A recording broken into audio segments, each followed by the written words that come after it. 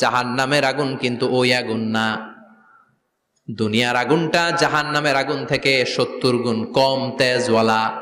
দুনিয়ার আগুন থেকে জাহান্নামের আগুন 70 গুণ বেশি তেজওয়ালা, 70 গুণ বেশি উত্তাপ সম্পন্ন তেজওয়ালা। এজন্য জাহান্নামের আগুনকে আল্লাহ নামকরণ করেছেন, এটা হলো নারুল্লাহ, আল্লাহর আগুন। কার আগুন? নারুল্লাহিল মুকাদা আল্লাতী তাত্তালিউ আলাল আফইদা। দুনিয়ার আগুন আঙ্গুলে লাগলে আঙ্গুল জ্বলে যায়, দুনিয়ার আগুন পায়ের মধ্যে লাগলে পা জ্বলে যায়।